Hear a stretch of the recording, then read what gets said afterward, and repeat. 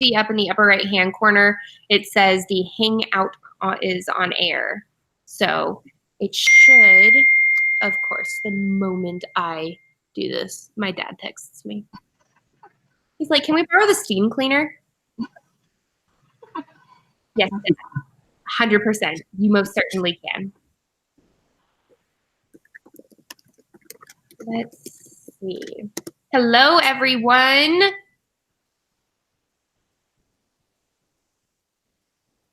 I'm making sure.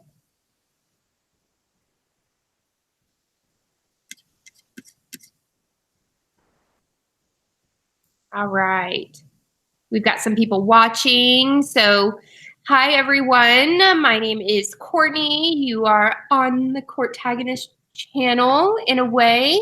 I am here with the wonderful and amazing Kathleen Valenti, and we're going to be talking about Protocol. It is her Maggie O'Malley mystery series. Yay! So let's see. So this is a trilogy right now, right? It is. That's right. So is it staying at a trilogy, or are you going to be writing more about Miss Maggie? Oh, that's a very good question. I'm actually in the outlining stages of what I hope will be the 4th Maggie O'Malley mystery series, and I'm also outlining perhaps a standalone. So it's kind of a race to the finish to see where I end up. Gotcha. Very fantastic. So when did you first realize that you wanted to be a writer? Oh, you know what? I've been a writer my whole life. I remember when I was actually in 2nd grade, my best friend and I created a magazine. She did the art and the articles. She had both talents, but I only had the words. And so I did that. And then just kind of grew from there. And then my day job is actually writing. I'm an advertising copywriter. So I've been writing pretty much all of my life. And I knew that I always wanted to write a book. And then one day I woke up and I thought, well, there's no time like the present. I might as well get that story started. And without a lot of preamble and not much education, I kind of dove right in. And so you were talking about earlier how you have a degree in English, right? That's right. But then you also, you do advertising? Yeah, so I actually have a double major of English and psychology.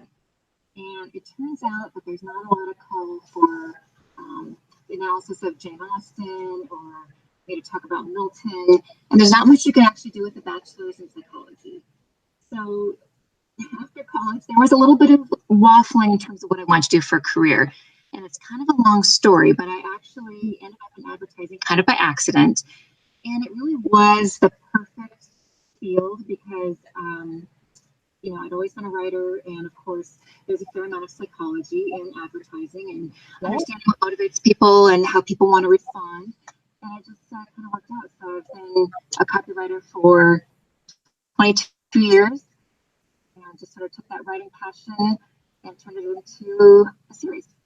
That's fantastic. You know, I never really thought about the psychology aspect of advertisement, of how people want to see certain things and read about certain things. That's really, really interesting. I like that. So yeah, it's true. It's interesting. Yeah, like that just makes me want to dive even more into the different advertisements that I see every day and sort of ask myself, like, how are they trying to make me feel? Like, what are they trying to make me think and buy? Yes, exactly. So how long did it take you to write Protocol? That's the question I always like. Oh, it took me mumble years.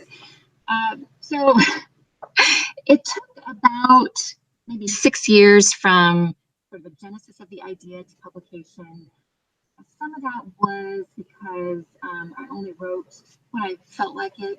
Mm-hmm. And it turns out when you write every day for a living, writing, you know, after work on the weekends, you maybe don't really feel like doing that as much. So some of it was just my own lack of discipline. And then once I had a book, I knew I wanted to go the traditional publishing route. The great thing about publishing now is that there are so many avenues. Yes. Well, I want to do this avenue. And that pretty much meant I'd have to get an agent. And that is a tough gig. That's the one of the rejection. questions, is like how that whole entire process works and like how you get into that. Yeah, it is. It's fantastic, but it's also super competitive. The rejection rate is like 99%. And a lot of it is, because there are so many new voices out there, and a lot of times agents are looking for a specific kind of work. And so it was a lot of me querying and trying to find that match, and also making sure that the book was in the best shape it could be. So, some of the part of the journey that took a long time was because of me not being as disciplined, but some of it was trying to land that agent and have the best book possible.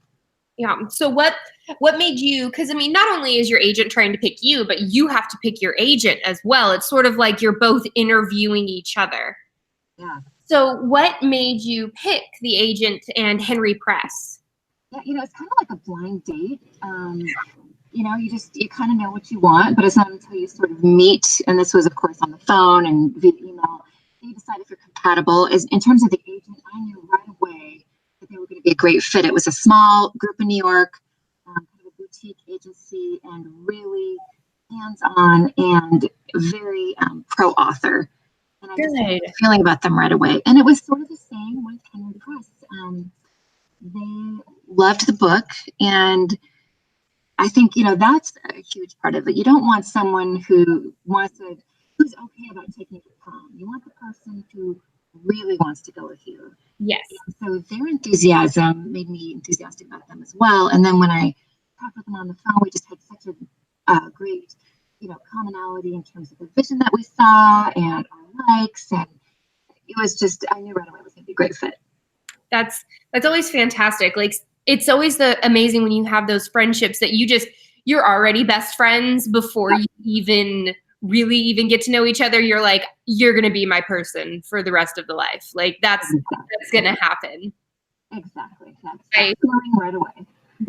Good. So it took you a little while to get your first book off and going, which makes me as a writer feel a lot better about myself, because I've written probably about 20,000 words of a cozy so far.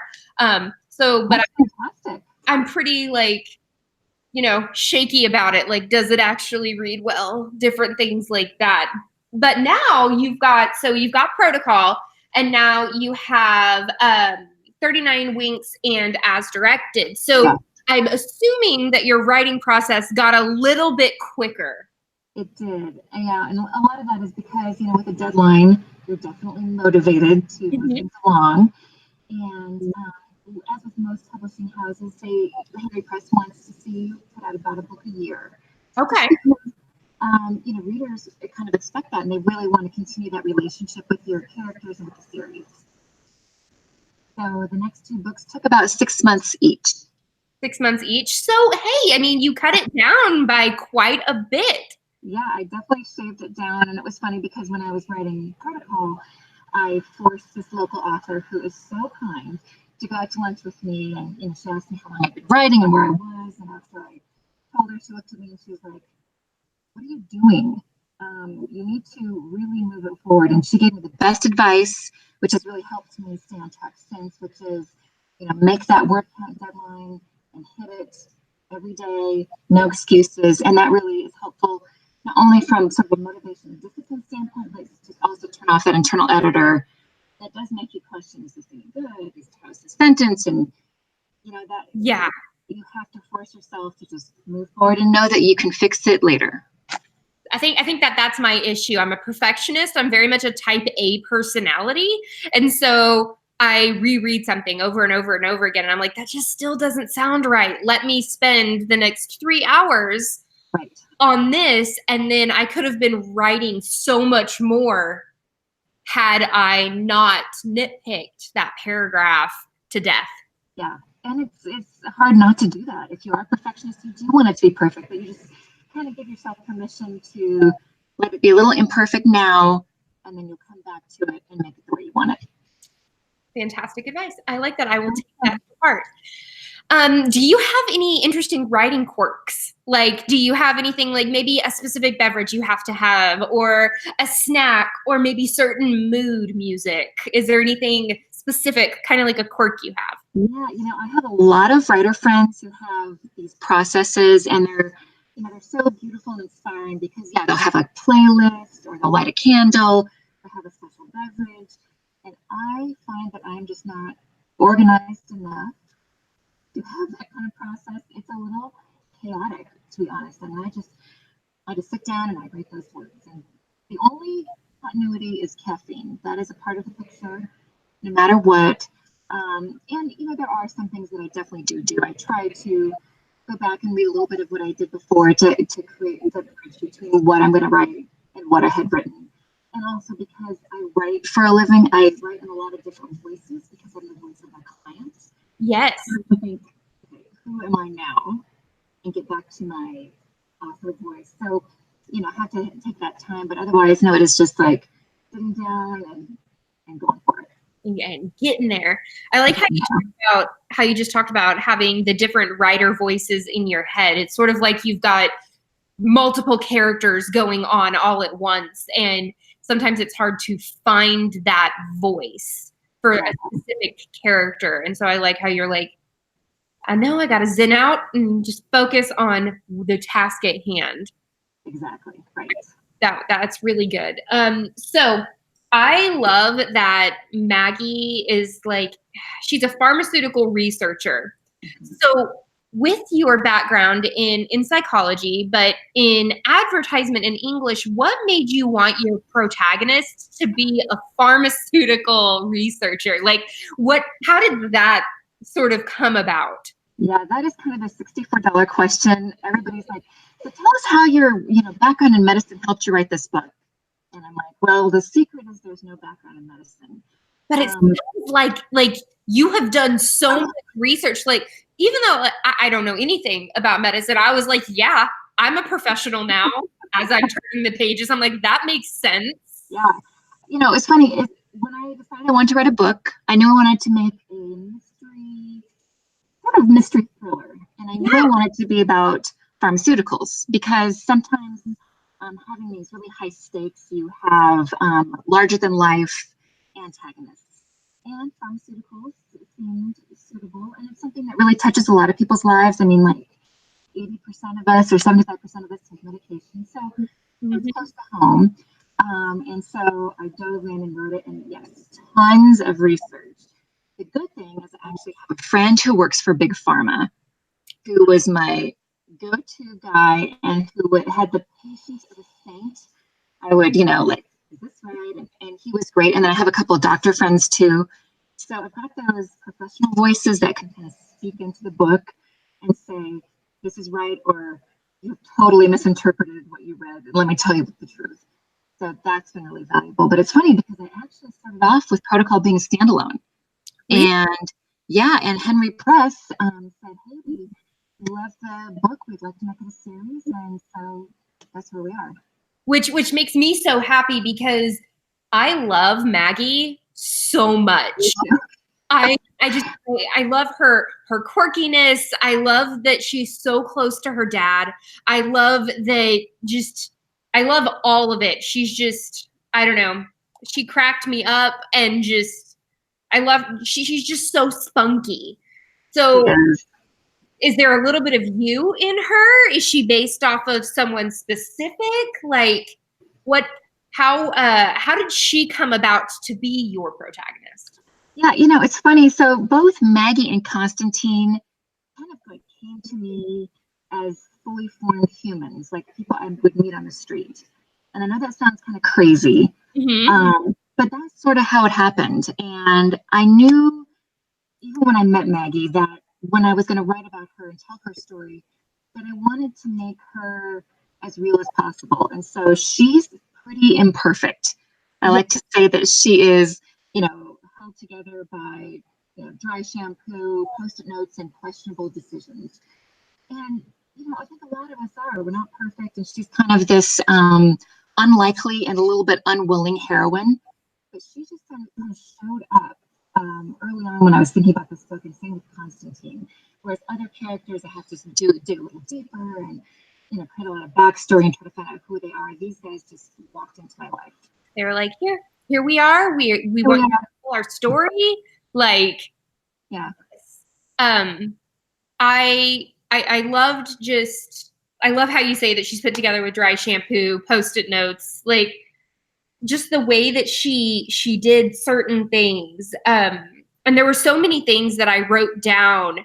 One of the things that like it had me 100%, like I was not putting down this book until I finished it, was in the prologue where it said, the car struck her, tossing her into the air like a crash test dummy without the car. And then I highlighted the car backed up, rolled over her, and then did it again.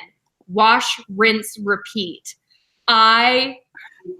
So normally, like, I don't curse on my channel, but I wrote shit really, really, really big. I was just like, oh my God, that was just, that was in the first 2 pages. Like, I have never read a hook that is just so just like well done. I put right here, I said a great start to the story. It even made me feel anxious. Awesome. That is the biggest compliment ever. Thank you. You are most welcome. Like and the little details that you write, like this lipstick stained paper cup or coffee cups that were just all over her desk. And the one that gave me chills was when you wrote, when Elsa stopped and she was thinking that she was being followed, a feeling of unseen eyes crawled over her. And I was just, even right now, I feel it too. I'm just like, oh, like you can just like, you can really picture that, like putting yourself into that whole entire situation. I mean, and that, like, one of the things that I wrote, I don't even know where I wrote all over this, but was how a lot of times that's how women feel every single day. Yeah. When the guy at work, oh my God. He's not nice. I hated him with a fire of 1,000 suns. Yeah. And I even wrote, like, this is how women feel on a daily basis about guys who just can't take no for an answer. And it's funny because that became kind of an accidental theme in the book. Like, that was not intentional. When I was thinking about her workplace, same kind of thing. I mean, Miles just sort of appeared, and I think it is, unfortunately, the experience of a lot of women. These guys who think that they can come up behind you and put their hands on your shoulders and do the creepy massage thing. Unfortunately, that's the truth for a lot of women. Mm-hmm. And so that was another thing I wanted to make Maggie's workplace as real as possible. And you really did do that. Like, I don't know how many different feels I got throughout. I mean, like, my feels ran the gambit when it came to this book because you didn't sugarcoat anything. It wasn't to the point where it made me really uncomfortable, because there are some books that they talk about the unseemly side of human nature with rape and different things along those lines. You didn't cross that line where I would get uncomfortable reading the book, right? But still made things relevant, and you made it to where, I didn't forget about things that people still have to go through every single day. Exactly. And I really, really, really loved that about it a lot. I'm glad. And the best thing is fun to write sometimes, having that realism there, but trying to be respectful of the reader as well, and trying to find that comfortable place where you can talk about these issues without maybe being graphic and intention. I mean, everybody's got a different sort of risk level, and I like to read a lot of different kinds of books, but I wanted to write a book where I feel like most people would feel comfortable reading, like anything from like my mom to a friend. So, but that can be you're walking a fine line. Yeah, but I think that you did that very, very well. I didn't feel too uncomfortable, and a lot of the people who talked in the Goodreads group didn't feel uncomfortable. For example, Rainey wrote, okay, I just finished the first 11 chapters. I'm loving the pace, and the prologue was so gripping. I love Maggie's relationship with her family and how they will do anything for each other. That reminds me of my family, even when the relationships are rocky. She says, Miles is a nightmare and totally creepy, but so far I don't think he's the killer. I'm not sure what to think of Charlene yet, but she's definitely in the running for killer status. Yep, exactly. And that's actually kind of the fun of writing too, is, there's a lot of saints, a lot of sinners. And sometimes it's hard to suss them all out. And sometimes bad people do bad things, and sometimes good people do bad things. Yeah. And it just depends. I mean, there's also their reasoning. Like, why, what is their motive in doing the things that they are doing? Exactly. And everybody has seemed that has been talking about the book with me have absolutely loved it. They also agree it was super hard to figure out the whodunit. Good. Like that was one of the things that I was like, all right, now I'm hooked to the Maggie O'Malley series, and the rest of the summer, like I am bound and determined to read the other two as fast as I read this. Like school is out. I am no longer like having. Yes. So I'm like, no, I'm figuring out these things, but it was so good. So good. And I loved the inner workings of trying to figure out every single character. Mm-hmm. I loved that the girls at the pharmacy just sort of like brought her in and took her out of her shell. It was like all girl power. It was so good. Yeah, and that's part of that kind of accidental theme too. There is kind of that element of girl power, and Maggie's got this transition. She's going from the college world, the academic world, to the real world, and it can feel pretty lonely. And these women that she works with just sort of bring her into the fold. And yeah, that was kind of a pleasure to write too, because that's been my experience as well. So it's nice to have those women in your life like that. I'm all about building each other up and not tearing each other down. I can't do the toxic relationship, friendships, or hate love relationships where you're their frenemy. I'm like, no, everybody be nice. Just be nice. It's just be nice. It's not a hard concept. I promise. So what was the inspiration between Maggie and Constantine's relationship together? Like, did you plan on them being together in the end? Or was it like you guys actually like each other? Like, you're like, I don't know what to do with this. I guess they're going to be together. They asked for it kind of thing. No, I knew they had to be together. And I think, like I said, when they came to me as full people, I thought, they're going to be like two sides of the same coin. They're the other person's half. And Constantine knows that. Maggie doesn't know right away. She just sees it with a friendship. And so you have kind of like this Pam and Jim from The Office thing going on, where, it's like, are they, aren't they? But I knew that they would end up together. And honestly, I have a huge crush on Constantine. I mean, he's just amazing. And the whole entire time I'm like, what are you doing, girl? Seriously, stop. I'm like, he's there for you. Like, I was all about that.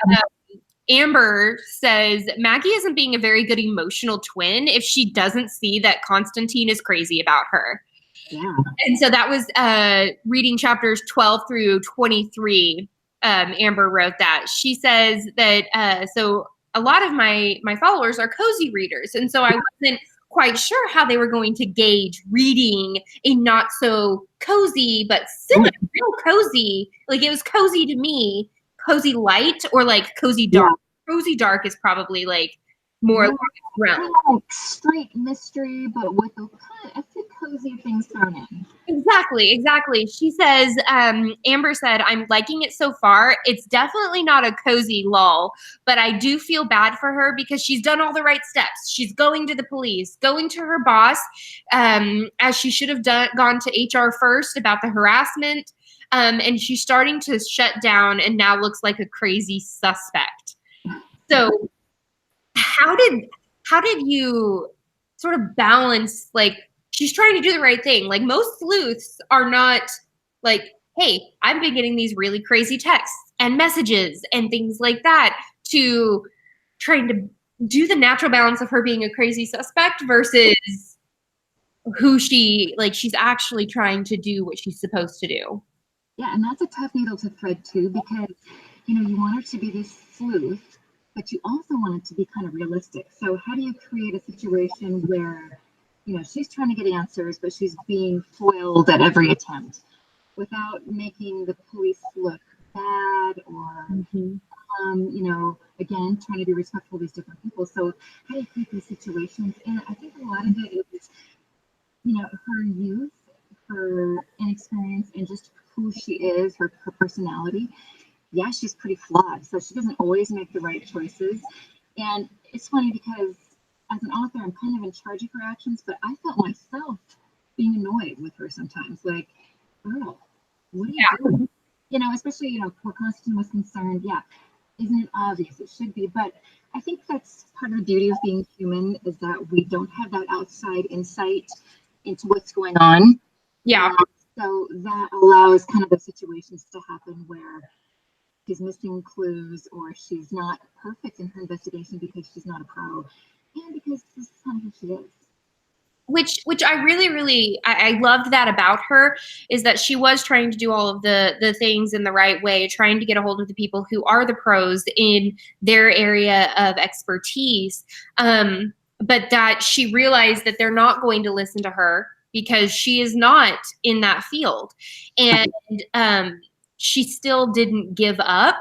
I loved that she didn't, that she still continued to go, because she wanted these people to be saved, because she was getting the messages before they were killed, and she was sitting there trying to figure it out and save these people's lives, but in the end she wasn't necessarily able to. Yeah. And I loved the way that she cussed. It was amazing. She was like, well, feck.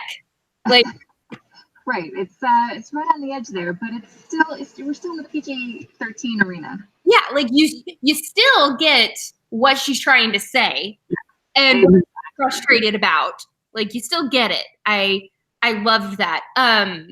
So at the very, very end, I wrote on the Goodreads group. I was like, so I started and finished this book yesterday. Like, I not yesterday, but like on May 5th. I was like, it was that good.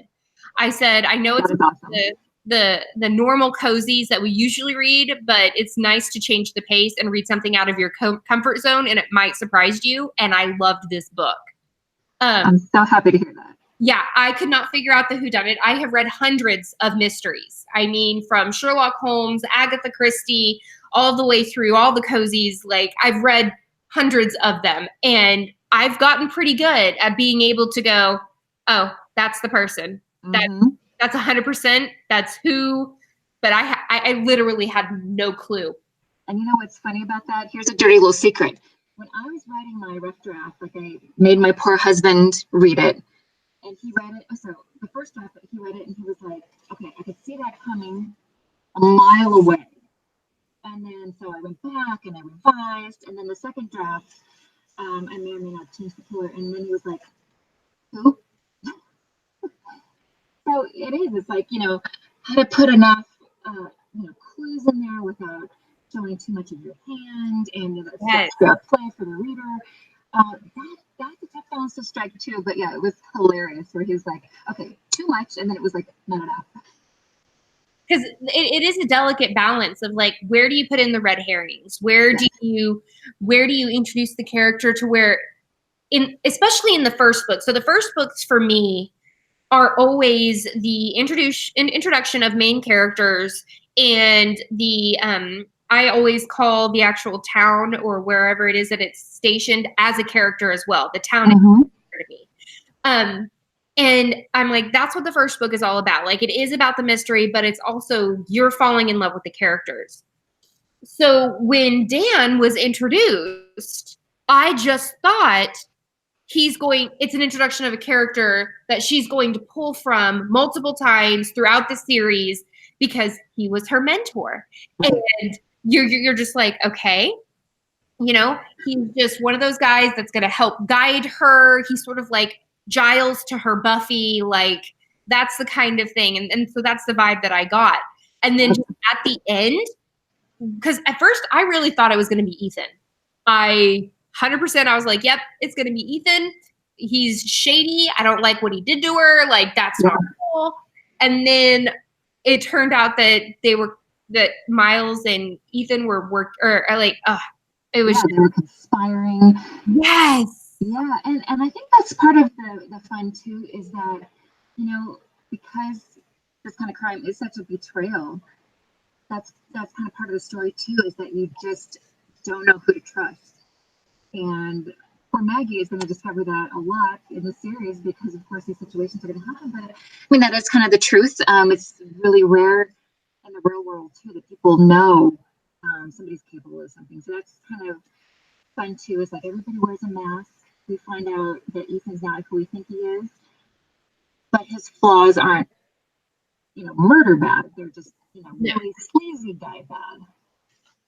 And I like that. I like that she didn't automatically know everyone and like their deepest, darkest secret because she's brand new to the pharmacy. Like she's brand new to where she's working. Like she's not going to know everyone. And I like that. I also like that this happened over a longer period of time.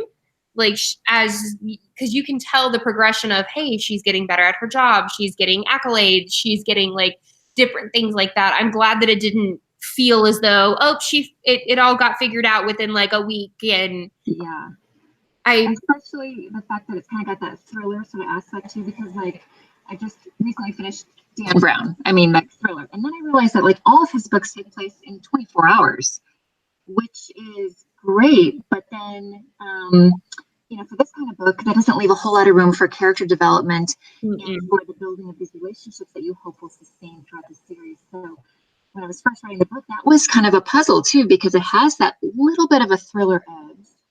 So you don't want it to go on forever, but you want to have time for the story to breathe and the characters to kind of move about and for us to meet them and hopefully like them. Exactly. Because I feel like if you had just kept it as a standalone, it would have been good as a standalone, but the way that you built the characters through here, I wanted more. And so I probably would have been a little salty had I read this and then it ended and I was just like, that's how you're going to end it? Like, I don't get to know any more about her? Are you serious? Because the way that you ended it, where she saw on her phone the notification of Mr. Montgomery, and she's like, nice knowing you, Mr. Montgomery. I was like, my just dropped. Like, I was so just I was floored. Amber wrote on Goodreads, I kind of love at the end that James Montgomery was on the reminder app and Maggie just turned off her phone and didn't feel compelled to go save him. Right. It was great. And then Rainey says, I also really liked when Montgomery's name came up at the end and she didn't give a crap. Go out on your date, girl, and get a new phone.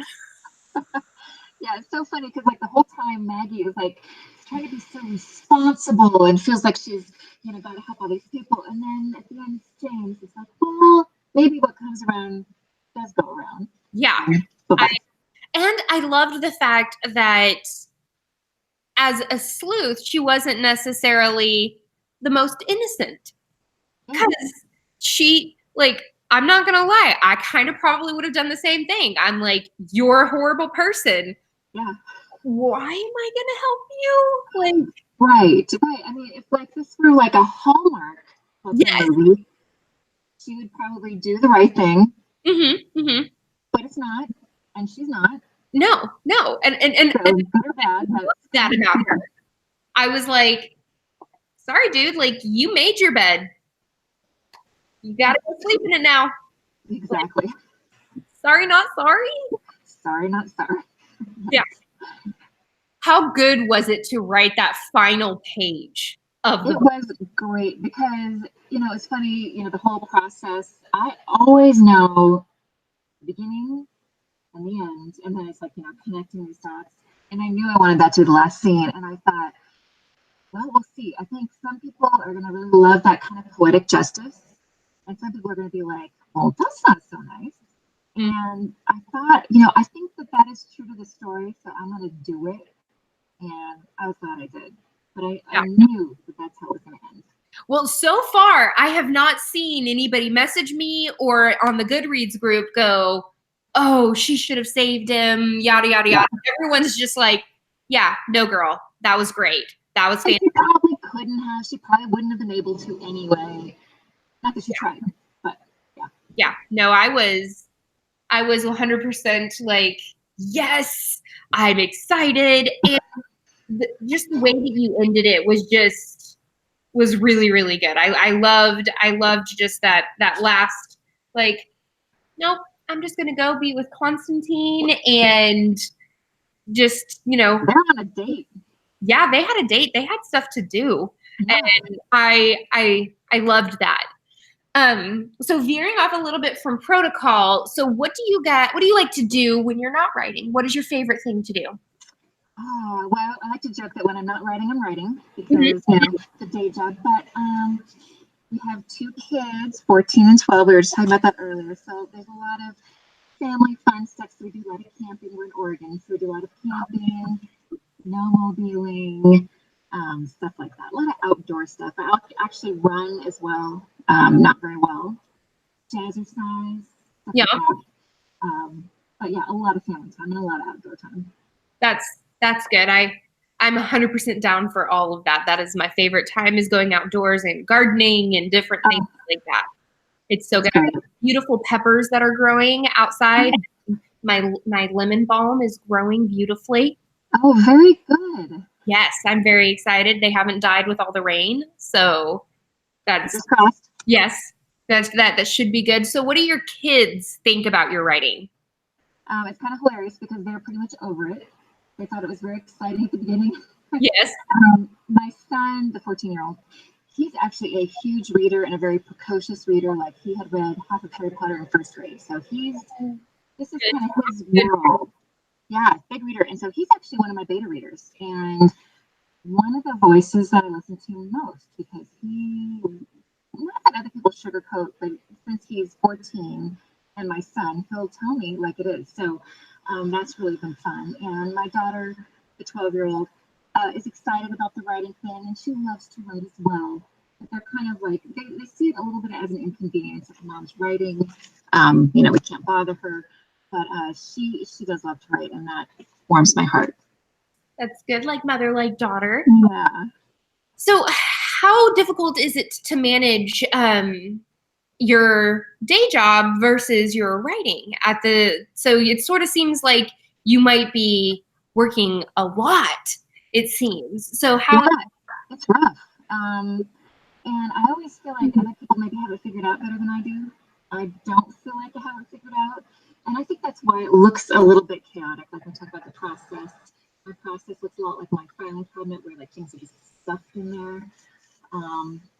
So yeah, I mean, it's just, I think the whole idea of like work-life balance, or balancing the day job with something like writing, I don't actually know that there's a whole lot of balance going on. It's just a matter of switching priorities, like switching between priorities. Like, well, now I have my mom hat on, which is, to be honest, always on. And then there's like, the day job hat and the author hat. So I think it is more like just kind of switching gears and trying to do that, as seamlessly as possible. And I feel like the more I do it, I do get a little bit better.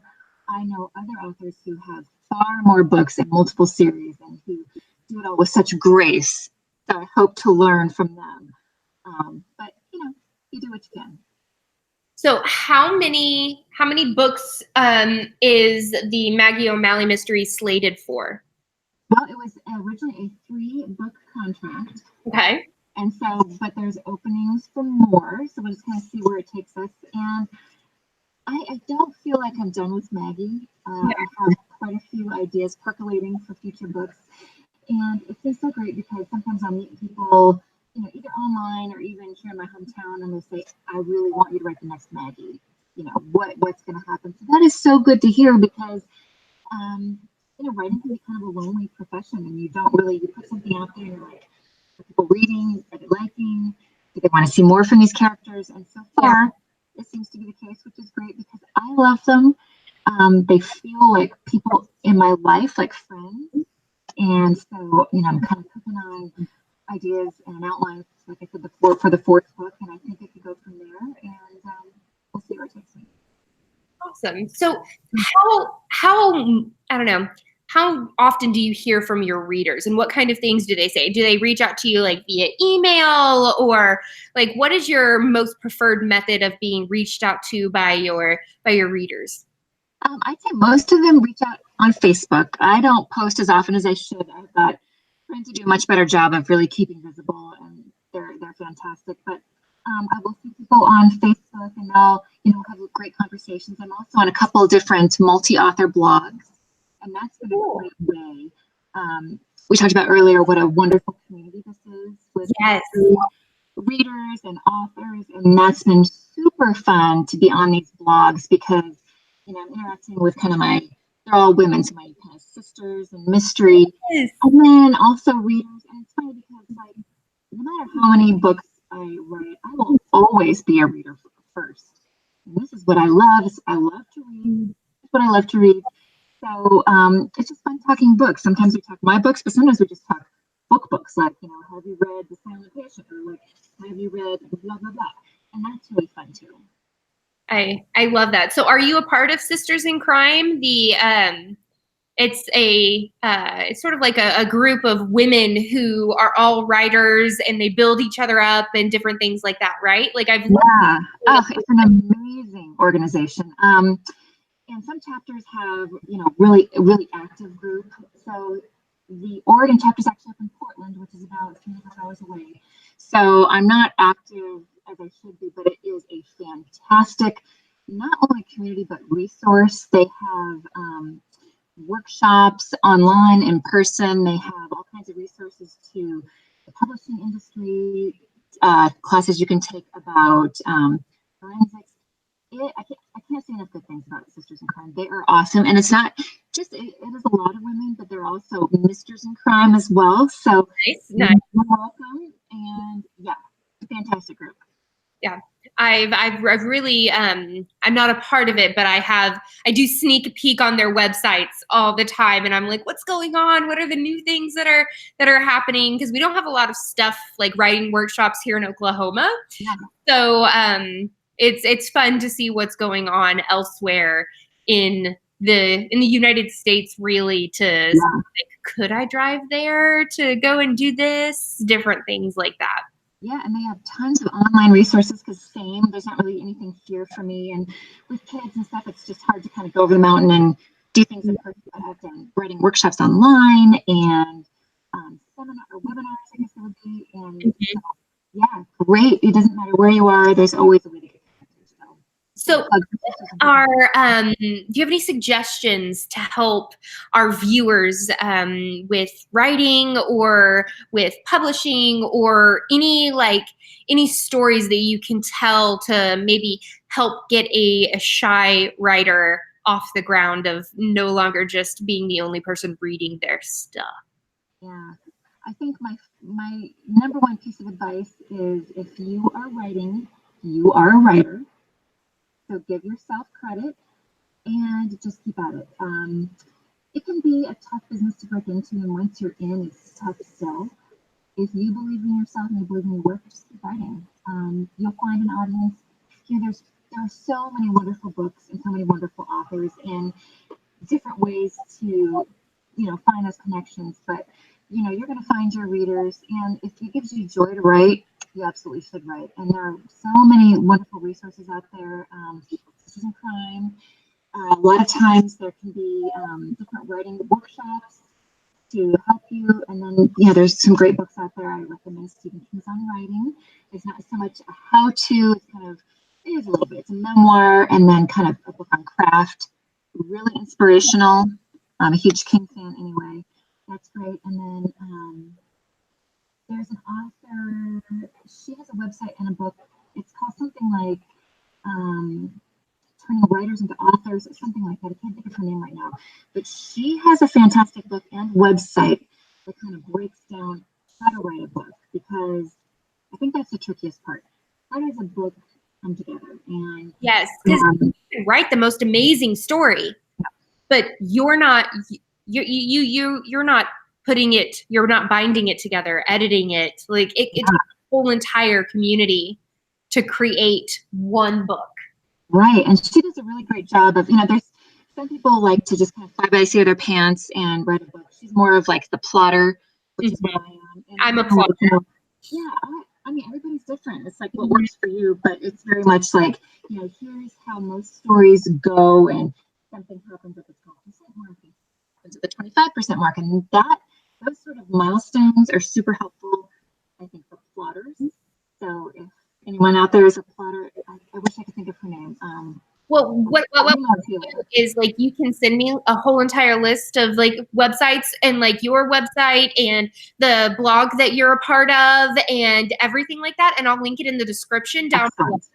And so people can go and click on those and use those to their heart's content, and they'll always be there because this interview will always be live on my channel. So people who, type in your name, this will come up and they'll be able to view all of the things that come with it.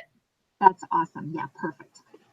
Fantastic. Is there anything else that you would like to share with anybody or anything like that? I think that we've pretty much covered the whole entire length of, or at least dived a little bit deeper into how the Maggie O'Malley series was created and your writing process and everything. Yeah, I mean, really just thanks to you for having me. It is really such a gift when bloggers and bloggers like yourself reach out to authors and allow us to have a say. It really is. Anytime anybody reads your book or wants to have this kind of sit down, and I'm so grateful. So first of all, that, and just, it's been a great experience. I think if you liked Protocol, you might even like the second and third ones even more, because the second book is a little bit inspired by my own sleepwalking experience called 39 Wings. Oh. So each book has a little bit of my experience in, and so the second book was kind of fun to write from that standpoint because it's a little bit about sleep crime and based on my own experience as a chronic sleepwalker. So that was fun. And then the third one kind of steps up it's a little less cozy than the other ones. It's a little bit more dramatic, but it's a good poison book. Ooh, so that's fun too. I like that. I love the different covers. Like, they all give me different vibes, and I love like 39 Winks, just the way that the titles are, and I just love that, like, the way that the you do judge a book by a cover. Like, it doesn't matter how many times people say don't judge a book by its cover.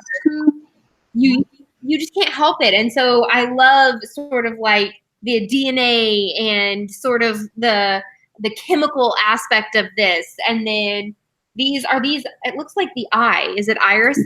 Is it like an eye? It's like kind of like distorted clock faces. Oh, I love that. Because with 39 Winks, my mind automatically turned this into an eye.